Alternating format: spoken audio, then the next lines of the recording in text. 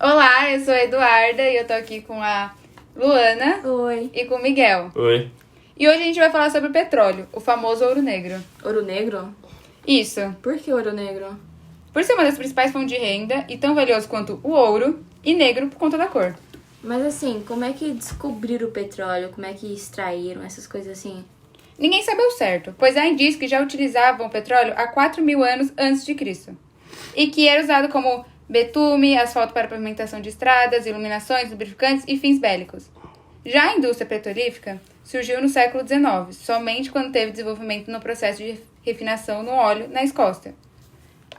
Azerbaijão, a ex-república soviética, era o maior produtor de petróleo na época, mais de 50%. Nossa, mas assim, quando é que surgiu no continente americano, já que foi o último a ser descoberto, perdão? Na América, o primeiro país a encontrar o petróleo foi o Canadá, em 1859. E começou a produção lá nos Estados Unidos, em um poço na Pensilvânia de aproximadamente 20 metros.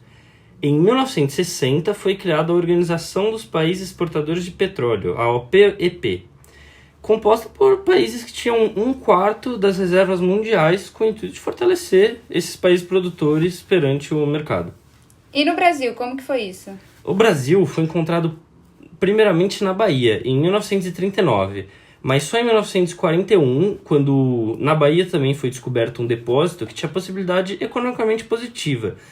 Então começou a extração. Em 1954, a Petrobras instituiu o monopólio estatal, ou seja, era a única empresa que era permitida a atuar na indústria petrolífera aqui no Brasil. Em 2006, a Petrobras anunciou a existência do pré-sal brasileiro, e só em 2010 começou a exploração. Mas toda essa utilização de petróleo e tudo mais não deve sair barato para o meio ambiente, né? Não. O uso do petróleo no meio ambiente causa diversas catástrofes ambientais. A substância se propaga pelo mar e contamina muito a água e a vida marinha. Cria uma camada superficial e impede a entrada de luz solar, que atrapalha muito a fotossíntese. E também afeta a comunidade litorânea que sobrevivem da pesca, né? E aquele caso lá no Golfo do México? Falam que foi a maior catástrofe ambiental causada por petróleo, quando aquela plataforma Deepwater Horizon da petrolífera BP causou o derramamento de 750 milhões de litros de petróleo, eu acho, no mar. E atingiu as áreas de Texas, Louisiana, Alabama, Mississippi e no norte da Flórida. Inclusive, até fizeram um filme sobre. O nome do filme tem o mesmo nome da plataforma, Deepwater Horizon. E tem aquele ator, né, o Mark Wahlberg. Muito legal. E também teve aquele caso, em 2019, recentemente, no Nordeste, aqui no Brasil, que vazou petróleo e contaminou mais de 2.250 quilômetros na costa brasileira. E até hoje não sabe nem de onde veio e nem como vazou. Nossa. E vocês sabiam que o país que mais exporta petróleo é a Arábia Saudita? Mentira. Então o petróleo deve ser um dos maiores fluxos econômicos. Com certeza. Certeza. A contribuição dele a maioria deles é como fonte de energia. Mas também tem seus derivados, que são plástico, borracha sintética, tinta, corante e muitos mais. Então é literalmente tudo.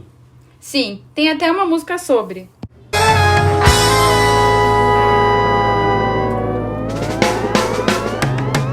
Carne tá embalada com petróleo, cenoura embalada com petróleo, a rua tá forrada de petróleo, a minha roupa é puro petróleo, o óleo embalado com petróleo, petróleo embalado com petróleo. Mas por que o petróleo é uma das fontes de energia mais importantes? O fato de ser uma matriz energética em estado líquido, acho que facilita muito o seu transporte. E também é usado como matéria-prima, né? E quais são as principais empresas no setor petróleo no mundo? São conhecidas como as 7 irmãs. Tem a Shell, a BP, a Exxon, a Mobil, a Texaco, a Chevron e acho que a Gulf Oil. Só tem um problema, né?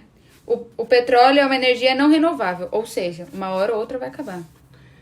Inclusive, a empresa britânica BP publicou um estudo apontando que em aproximadamente 50 anos o petróleo vai acabar totalmente. Só? Exatamente. Inclusive, quando descobriram isso, na década de 70, gerou uma crise, pois tornou um pretexto para subir o preço. Em 5 meses, de 73 a 74, o preço aumentou 400%. O que foi refletido para o mundo todo, gerando uma crise econômica. Inclusive, essa mesma crise, que fez os preços aumentarem muito, ajudou muito para a população aqui no Brasil se rebelar contra o regime militar. E como é que está agora? Como é que será que ficou a situação do petróleo? Deve ter prejudicado muito, né, com, digamos, pós-pandemia.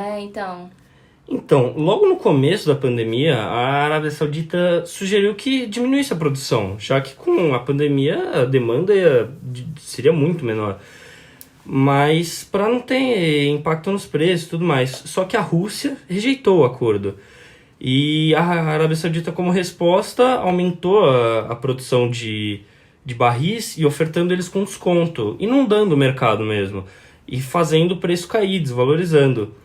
E essa queda de preço foi a maior da história desde 1990, o que fez a Bolsa de Valores cair. Depois de um mês com essa guerra de valores entre a Arábia Saudita e a Rússia, se estabeleceu um acordo de cortar a produção em 10 milhões de barris por dia. Caraca! E recentemente, em julho de 2021, teve um obstáculo. Os Emirados Árabes Unidos investiram na elevação do piso de produção e rejeitaram o acordo, que foi estabelecido em abril de 2020 e que estaria em vigor até dezembro de 2022. E pelo acordo, os países só poderiam aumentar o piso em maio de 2022. Após uma semana, chegaram a um acordo para relaxar as restrições. A produção em momentos de aumento de demanda e elevação de preço. E durante a negociação com a Arábia Saudita, tanto o WTI, o West Texas Intermediate e o Brent foram prejudicados. Nossa, mas me fala aqui, o que é o West Texas Intermediate e Brent?